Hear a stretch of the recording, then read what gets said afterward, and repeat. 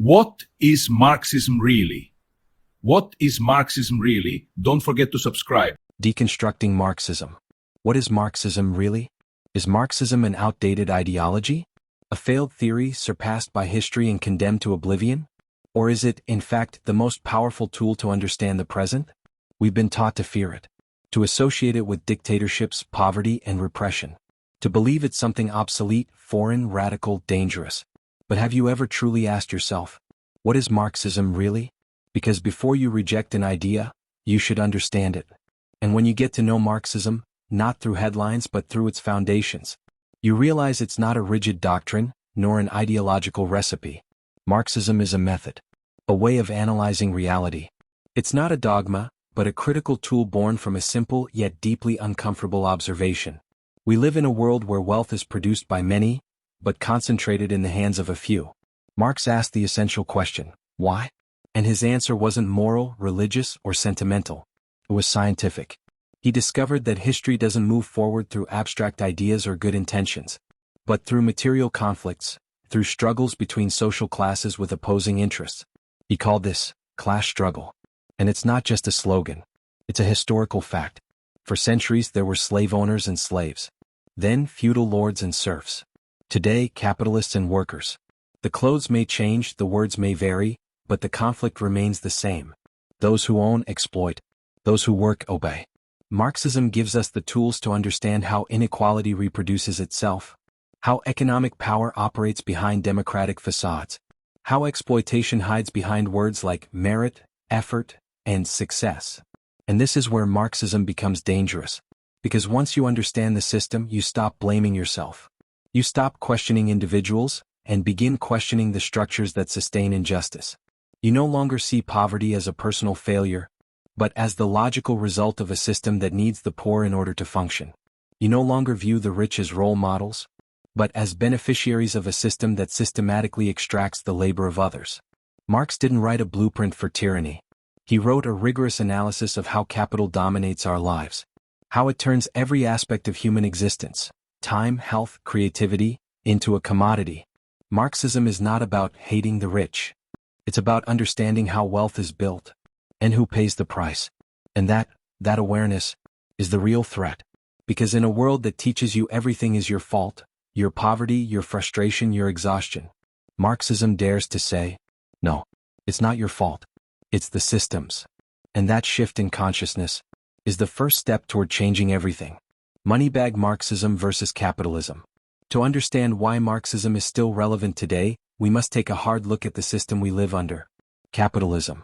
We're told it's the only possible model. That despite its flaws, it's the most efficient, the most free, the most natural system. That everything else, including Marxism, is a failed experiment. But have you ever stopped to think about how capitalism actually works?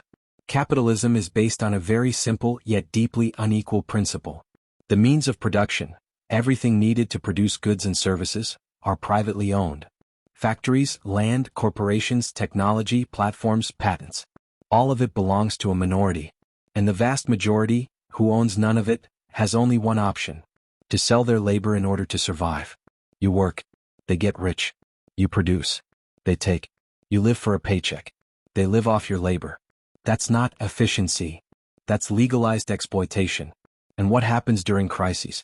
When prices rise, jobs disappear, pandemics shut the world down. Who pays the price? Not the banks, not the corporations, not the billionaires. The people pay. With hunger, with unemployment, with anxiety, with debt. And still the system survives. Why? Because it has learned to disguise exploitation with pretty words. Market freedom. The culture of hard work. Entrepreneurial spirit. Personal success. Capitalism has been so cunning, it has convinced the exploited that they should admire their exploiters. Meanwhile, the rich get richer. Great fortunes aren't made by working, but by investing, speculating, inheriting. Capital multiplies itself. And you who work every day barely get by. Marxism doesn't just denounce this. It explains it. It doesn't say this is a flaw in the system. It says, this is the system's logic. As long as the economy is organized to serve private profit instead of collective needs, inequality will not be an error, it will be the rule. And as long as human labor is valued only by its ability to generate profit, and not by its social value. Exploitation will continue to wear the mask of opportunity. That's why Marxism doesn't propose to reform capitalism. It proposes to overcome it. It's not about patching up a broken system. It's about changing its foundations. It's not about giving the poor more opportunities. It's about ensuring no one has the power to decide over the lives of millions simply because they own capital. Capitalism is not natural. It's not eternal. And it's not invincible. It is a historical system. It emerged at a particular moment, and it can be replaced by something more just, more humane, more rational. But to do that, we must stop seeing the world as isolated individuals, and begin to see ourselves as a class, united by the same reality: exploitation. That is the first step toward liberation. Common myths about Marxism. If there's one thing the system has done well, it's demonizing Marxism. It has turned it into a caricature, reduced it to a word meant to scare, a threat, an insult, a ghost from the past. But what lies behind those prejudices? Are they objective truths, or myths built to protect the current order? Today we're going to dismantle some of those myths. Not with slogans but with arguments. Myth 1, Marxism is outdated. That's what the media, neoliberal academia, and social networks keep repeating over and over. Marxism doesn't make sense in the 21st century. But pause for a moment. Look around you. Has exploitation disappeared? Do inequalities no longer exist? Have workers been freed from precarious conditions? Has capital stopped concentrating in the hands of a few? Quite the opposite. Global capitalism has pushed inequality to historic levels. Millions of people create wealth and barely survive. Meanwhile, a handful live like gods in a world that's burning. And it is precisely in this context that Marxism is not only relevant but urgent, because its method of analysis allows us to understand the structural roots of this crisis. Marxism isn't outdated. It's the system it critiques that has become more savage than ever. Myth 2, Marxism failed. Failed, according to whom? Compared to what? If failure means poverty, war, violence, or repression, then capitalism has failed, on a massive scale. Under capitalism, 2 world wars occurred.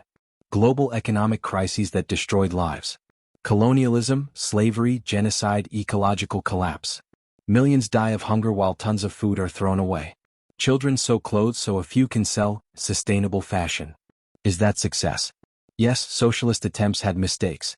But they also had tremendous achievements: literacy, public health, economic independence, rapid development. And even when mistakes were made, we must ask, how many were due to the model itself? And how many were the result of blockades, war, and imperialist intervention? Socialist processes have been examined under a microscope. Capitalism has been judged with excuses. Myth 3, Marxist countries were dictatorships. This is the most repeated myth. Marxism inevitably leads to repression. But Marxism is not a model of government. It's a tool of analysis and transformation.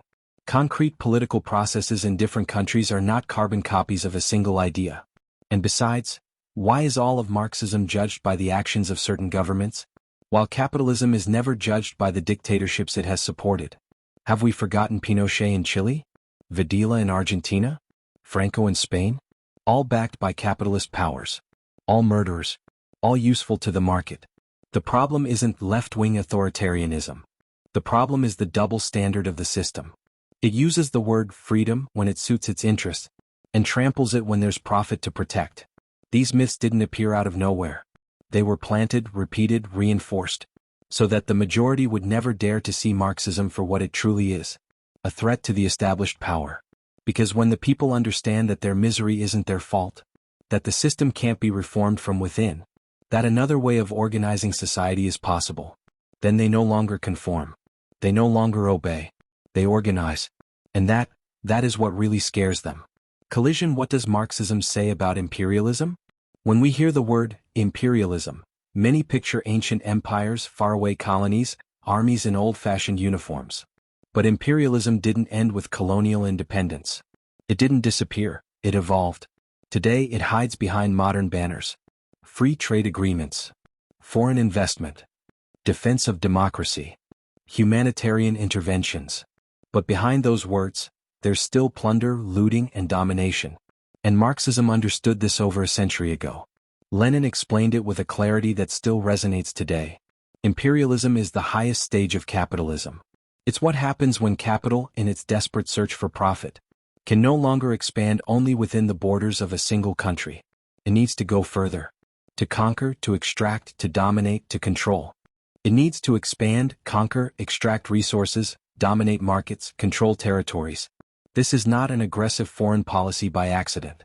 It is a structural necessity of capital. And that's why capitalist powers, both past and present, have intervened, invaded, financed coups and destroyed legitimate governments.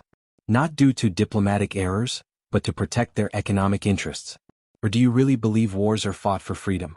The invasions of Iraq, Libya, Afghanistan, Syria, the blockades against Cuba, Venezuela, Iran, the military bases spread across the planet, the unpayable debts imposed by the IMF and the World Bank, all of it follows a class logic, an imperialist logic. Today's great powers no longer need to send armies in colonial uniforms. Now they have new weapons. Corporations, banks, economic sanctions, abusive trade agreements, media propaganda. And meanwhile, the peoples of the global south work, extract, produce, but remain in misery. The wealth leaves. The poverty stays. Marxism doesn't see imperialism as an exception to capitalism. It sees it as its natural evolution. Because when capital concentrates in few hands, it also concentrates political and military power. And that power is not used to guarantee rights. It is used to expand the economic dominance of the elites. That's why Marxism doesn't fight only for justice within national borders. It fights for the liberation of oppressed peoples around the world. Because there can be no true socialism in a world governed by foreign banks. There can be no self-determination when every national decision depends on the dollar or the price of oil. There can be no peace as long as capital needs war to grow. Imperialism is not an accident. It is the violent face of global capitalism. And understanding it is not just an act of awareness. It is the first step to fighting it. Hammer and wrench, what does Marxism propose? So far, we've seen how Marxism analyzes capitalism, exploitation, inequality, imperialism. But the inevitable question remains. What does Marxism propose as an alternative? First, you must understand. Marxism does not offer a prefabricated utopia. It's not a perfect blueprint for an ideal society. It is a concrete and radical transformation of social, economic, and political relations. Marxism doesn't simply propose more state. It doesn't aim to replace private corporations with gray bureaucrats. It doesn't want new masters in place of old ones. What it proposes is to abolish the structures of domination that define capitalism. Not for a few to run the economy in everyone's name, but for economic decisions to be made by the majority. And how is that achieved? By changing the ownership of the means of production, so that factories, land, technology, energy, food, do not belong to a few, but become collective goods that serve the common good. We're not talking about hollow nationalizations or technocratic central planning from closed-door offices. We're talking about democratic planning of the economy. Production guided not by private profit, but by the real needs of the people. Work that is not a punishment but a dignified contribution to society. Free time that is not a luxury but a right. Education, healthcare, housing, and culture as collective rights, not commodities. Does that sound impossible? Too idealistic? Then let me ask you, what is more utopian? Imagining a society where labor is rationally organized for the common good?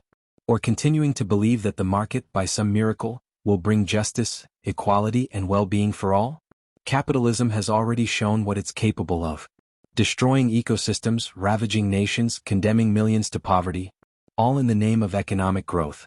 Marxism proposes to put an end to that suicidal logic. And not through charity or responsible consumption or self-deception, but through collective organization, through conscious struggle, through the construction of popular power capable of deciding its own future.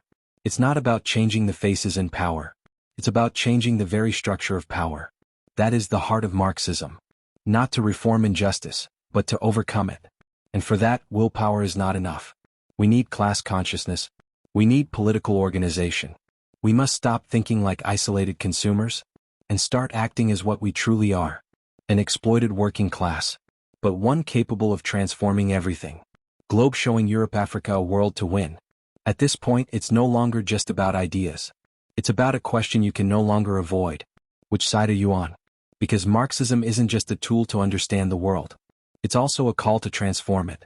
In the face of a system that normalizes exploitation, that turns inequality into virtue, that transforms life into a commodity. Marxism rises as a cry of dignity. It's not nostalgia. It's not a dead ideology. It's a living response to the present that crushes us. Capitalism wants you exhausted, in debt, isolated, and guilty. It wants you to believe everything depends solely on you, so that when you fail, like millions do, you'll blame yourself, not the system that left you with no options. But you're not alone. You're not crazy. You're not wrong for questioning what they told you was unquestionable. Because there are millions like you who no longer believe in individual success myths, who no longer buy into motivational speeches or magical solutions in a world rigged for the few to win, and the many to lose. And when consciousness becomes organization, fear changes sides. Capital fears your awakening. Because a conscious people no longer conforms. An organized people does not kneel. That's why it's urgent to say it, to repeat it, to shout it if necessary. Another world is possible. But it won't come on its own. It will come from conflict. It will come from struggle. It will come from political clarity, active solidarity, and collective rebellion. It's not about dreaming of a perfect future. It's about fighting for a different present. Because, as I said more than a century ago, and it remains true today, the philosophers have only interpreted the world. The point, however, is to change it. So if the world hurts you, if it enrages you, if it overwhelms you, don't accept it as fate.